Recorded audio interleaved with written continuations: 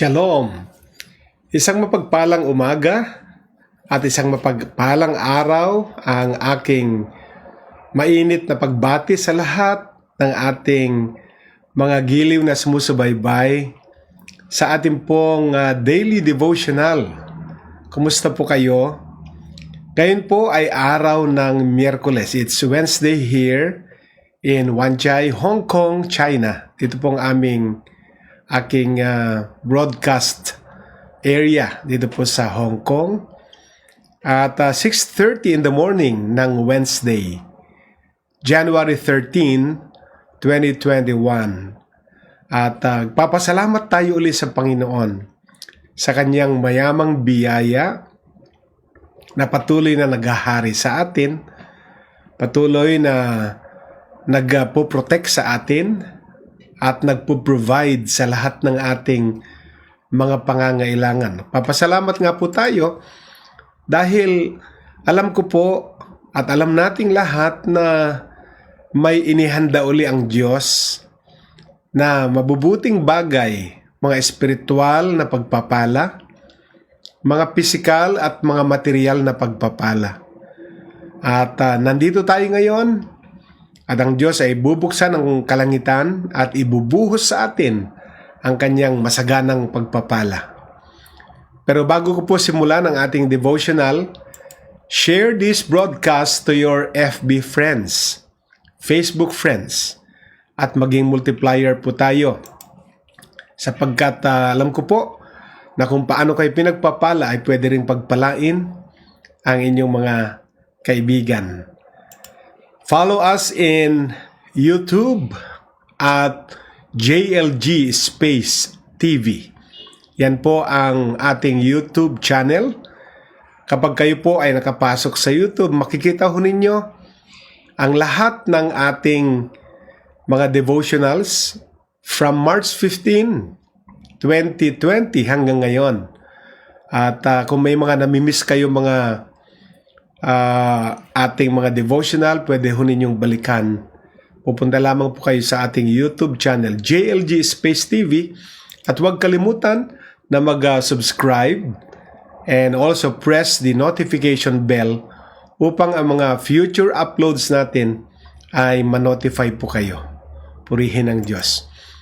Maganda pong ating pag-uusapan ngayon. Ang topic ng ating title, ang title ng ating topic, baliktad na.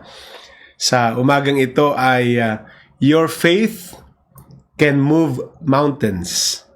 Ang iyong pananampalataya ay siyang magpapagalaw sa mga bundok. At dito po, ang mountains po rito, hindi po literal na mga mountains, kundi mga bundok.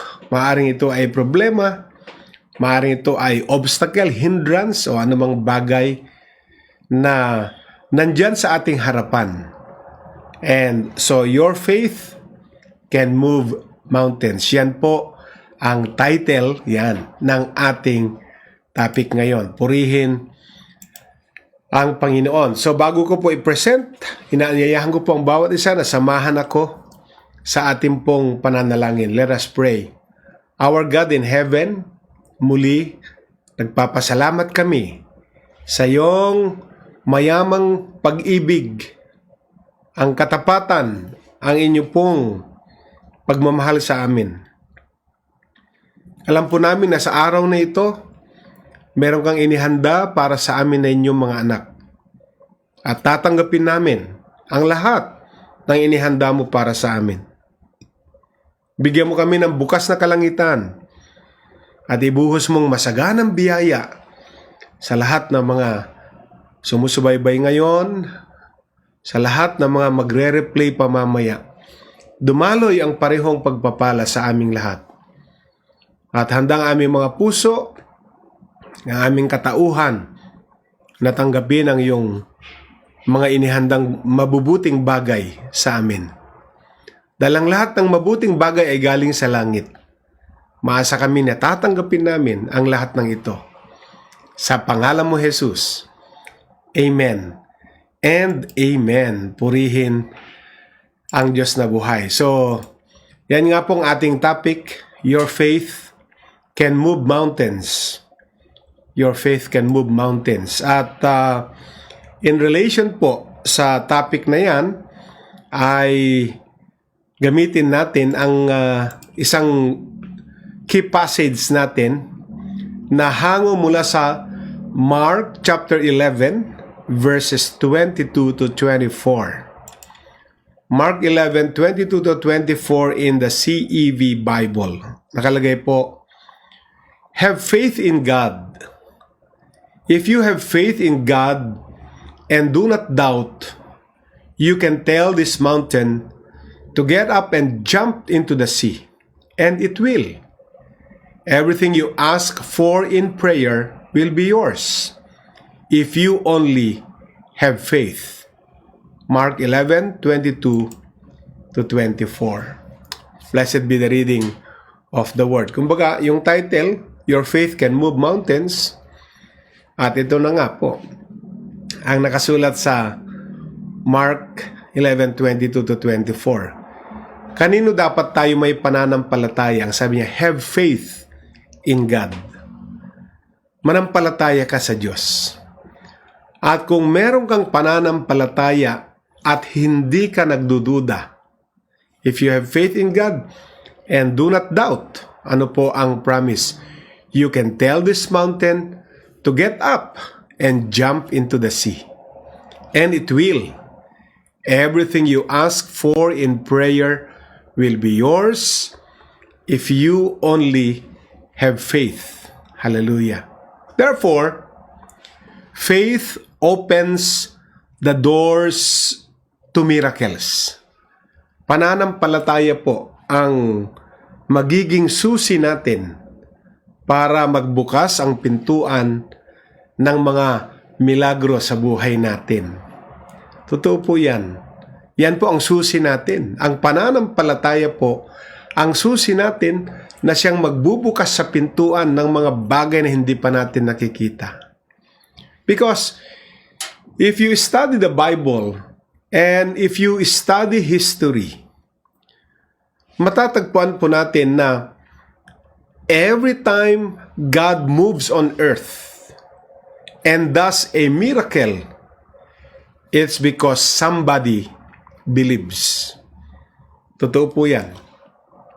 Kung inyo pong babasahin ang Bible from Genesis to Revelation, at kung kayo po ay babalik sa history at tignan kung paano nag-perform, kung sino-sino itong mga taong nakaranas ng mga miracles, makikita noon ninyo na tuwing ang Diyos ay may gagawin sa lupa at magpe-perform ng miracle, mainly because somebody believes. Talagang yung faith po, katulad ng sabi ko po, ang susi natin para buksan ng Diyos ang pintuan ng mga bagay na hindi pa natin nakikita. Amen? Faith opens the door to miracles. Very clear po yan. Ang sabi naman kanina nung binasa natin, di ba? Have faith in God. If you have faith in God and don't doubt, you can tell this mountain to get up and jump into the sea, and it will. Everything, hindi po sinabing something, kundi everything you ask for in prayer will be yours. Kailan? If you only have faith. Kapag meron kang pananampalataya. Therefore, faith can move mountains. Pananampalataya natin, kung ito ay susi na nagbubukas sa mga pintuang sarado, susi na magbubukas sa pintuan ng mga milagro, ang pananampalataya din ay magpapagalaw sa mga bundok, maglilipat sa mga bundok. God has set up the universe in a hierarchy of laws. Ang Diyos po ay sinet up niya ang buong universe sa pamagitan ng mga batas. Hierarchy of laws, di po ba? The law of faith is actually higher than the law of nature. Mas mataas po ang law of faith. Nung iset up ni Lord ang hierarchy of laws, ang law of faith is higher than the law of nature. That's where miracles come in. Hindi po mas mataas ang law of nature. Sa hierarchy of laws, mas mataas po ang law of faith kaysa ang law of nature. So, when someone has faith, kapag ang isang tao ay meron siyang pananampalataya, the law of faith goes into practice and can actually do more than the laws of nature. Amen. Kaya pag ako may pananampalataya, ikaw may pananampalataya, at ang law of faith ay siyang ina-apply natin, it goes into practice, ano po ang kanyang pwede ma-accomplish? It can actually do more than the laws of nature. Because the law of faith makes miracles happen. Kailangan ng pananampalataya. Because the law of faith makes miracles happen. Kaya kung gusto mo makawitness ng miracle sa buhay mo, at gusto ko yan, gusto kong makawitness ng miracle sa aking buhay. At kung gusto mo makawitness ng miracle sa buhay mo, kapatid, kinakailangan ang mai-practice natin ay yung law of faith. So the question now siguro ay, does God still perform miracles today? Sapagkat marami na, may mga teachings na pong lumabas na tapos na ang mga days of miracles. Tapos na ang mga season of miracles. Marami pong mga nagsilabas na mga katuruan at marami din Kristiyano. Sad to say, marami din Kristiyano ang naniniwala na tapos na ang mga panahon ng mga milagro. Kaya ang question ko sa inyo, does God still perform miracles today? And my answer, if you will ask me the same question, of course He does. Gumagawa siya. Gumagawa pa rin siya ng mga milagro. Every time you stretch your faith, God does miracles. Every single time na i-stretch mo ang iyong pananampalataya. Stretch means practice. Make it work. Ano po? Every time na nag-ooperate ang faith natin, ang Diyos naman ay gumagawa ng miracles every single time. Di ba? Sabi ko po sa inyo, kung babalikan nyo ang Biblia, babalikan nyo ang history, ang mga miracles na ginawa ng Diyos ay nangyari lamang sa mga panahon na may mga taong naniwala sa Kanya. Kaya kung ang question ay, does God still perform miracles today? Yes, He does. Every time lang na ikaw at ako, na tayong lahat ay willing na i-stretch out ang ating faith. Siguro ang isang question pa natin ay, what mountain in your life needs to be moved? Anong bundok sa buhay mo, kapatid, na kailangan ilipat o kailangan alisin, kailangan patagin? Ito ba ay mga bundok na humahadlang sa mga blessing na inihanda ng Diyos sa atin? Ito ba ay bundok ng problema? Ito ba ay bundok ng negatibong sirkumstansya sa buhay? Yan pong aking tanong. What mountain in your life needs to be moved? Sa akin marami. Sa iyo marami din siguro. What's the thing that seems like it can never change? Ano yung sa tingin mo ay mga bagay-bagay sa buhay natin na parang hindi nagbabago? Maybe God wants your faith to supersede the laws of nature to move that mountain. Kailangan i-stretch natin yung ating faith upang ang Diyos ay makagawa ng milagro. Hindi dahil limitado lang si Lord sa ating, whether mag-cooperate tayo o hindi, nakagagawa siya ng milagro. Pero kung gusto mo nang makaranas ng personal na milagro sa buhay mo, you need to stretch your faith. Amen? Because faith, maybe God wants your faith to supersede the laws of nature to move that mountain. God is in the mountain moving business. Yan po, expert ang Diyos. Yung minumove niya ang mga bundok. Expert po ang Diyos. Pero ang go signal ng pagmumove ng mga bundok sa buhay natin ng Diyos ay pagka ang nakita na niya ay pananampalataya sa end natin. So kinakailangan meron tayong pananampalataya. God is in the mountain moving business. He has moved them in the past. Marami ng bundok na minove si Lord sa mga nakaraang panahon ng buhay natin. And He is moving them today all around the world. Hindi nagsara ang mountain moving business ng Diyos. Tuloy-tuloy pa rin yan. Nagkaroon ng pagmumove ng mga mountains ng mga nakaraan sa buhay natin. Hanggang ngayon ay open pa din. In operation pa din ang kanyang mountain moving business. Pero may papel ka, may papel ako. Kailangan stretch natin ang ating faith. Do not doubt or underestimate what He wants to do in your life also. Amen? Kaya nga po, very clear naman yung verse natin. If you have faith in God and don't doubt. Kita nyo ang kalaban po. Doubt. So do not doubt or underestimate what God wants to do in your life also. Hallelujah. At nais kong tignan natin ang isa pang verse na nasa Matthew chapter 13 verse 58.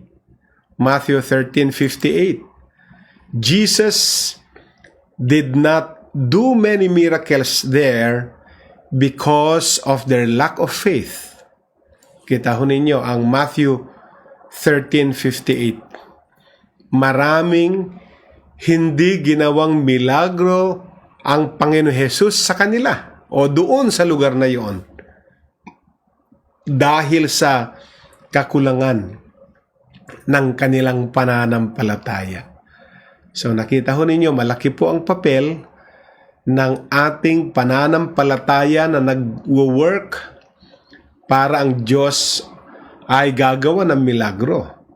Kita ho ninyo, pwede siyang gumawa with us or without us.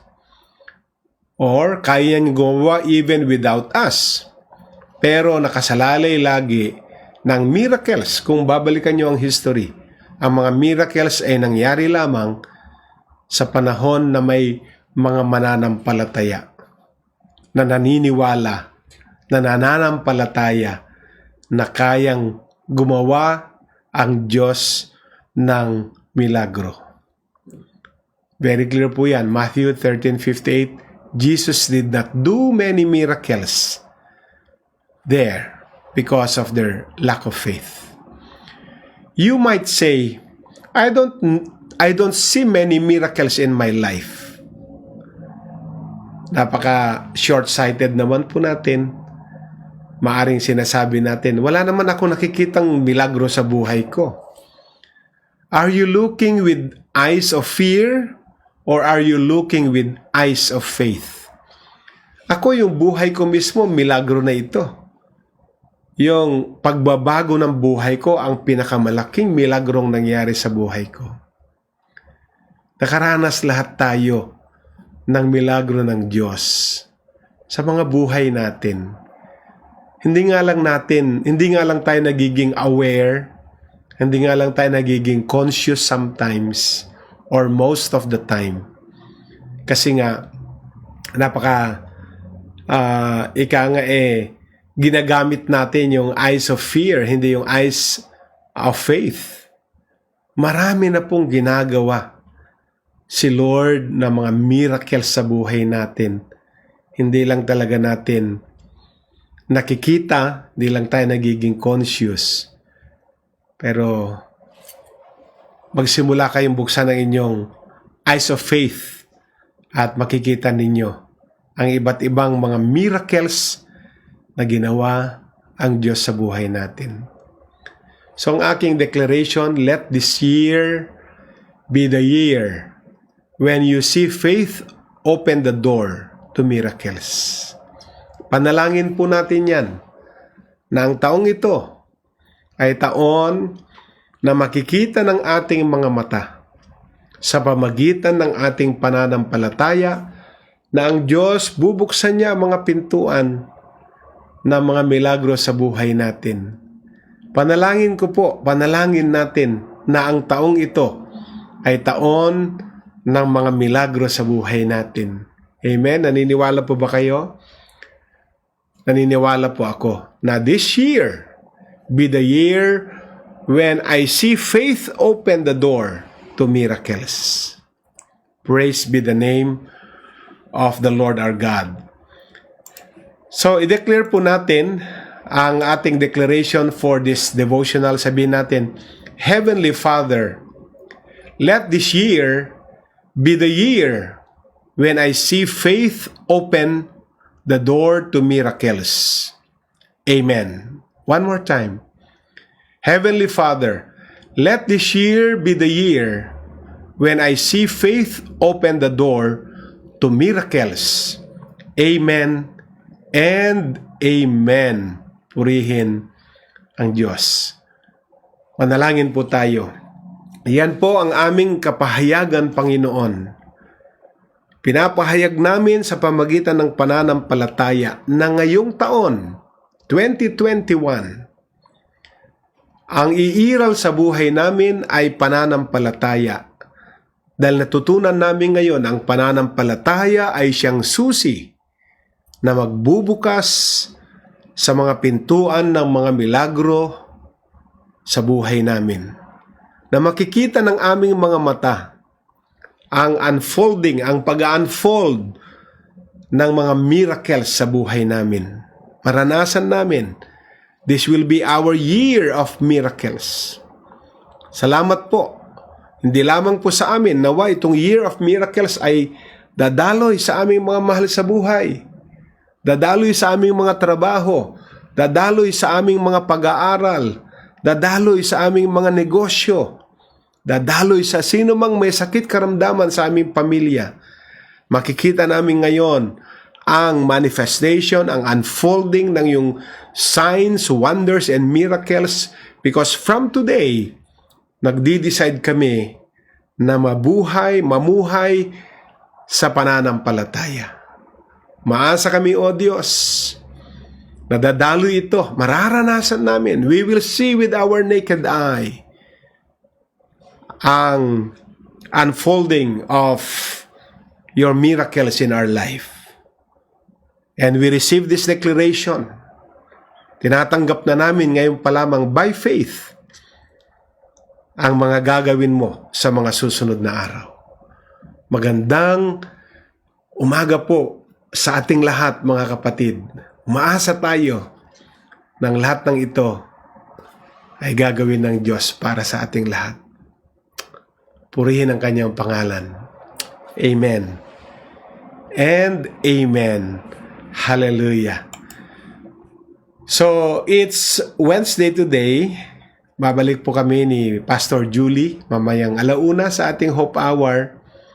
At mamayang gabi magbabalik na po ang Zero Gravity at magre-resume na sila ng kanilang online programs.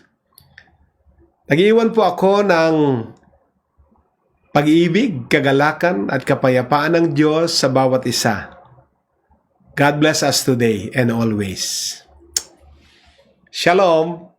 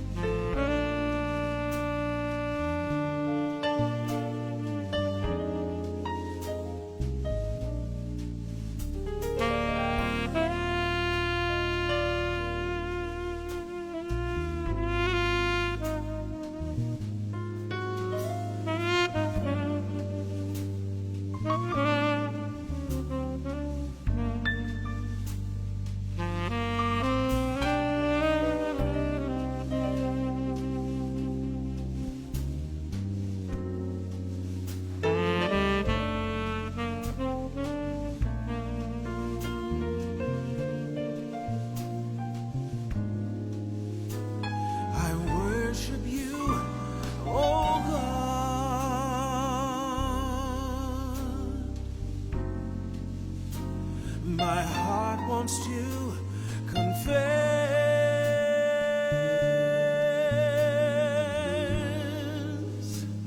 this love I have for you.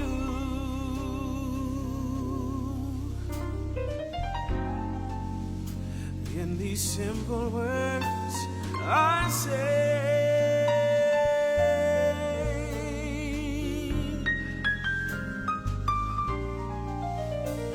let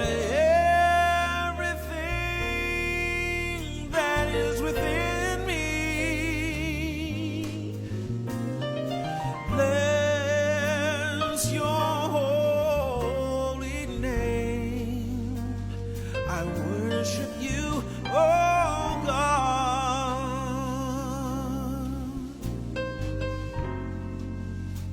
And that's all I want to say.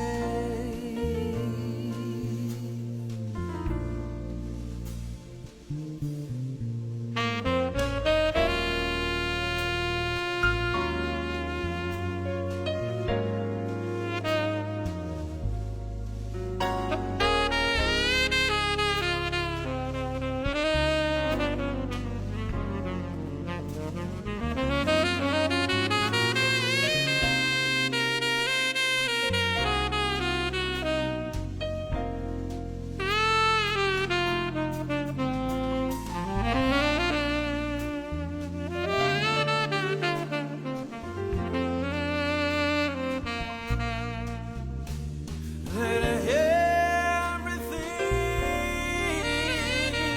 that is within me, oh, bless your holy name.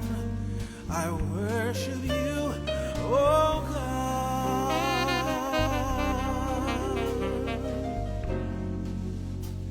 That is all I want to say.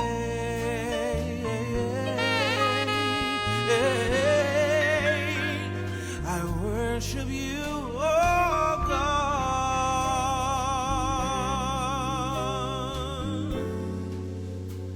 That's all I want to say.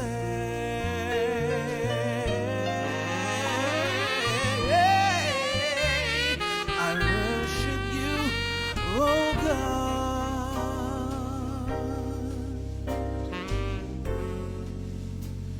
That is all I want to say.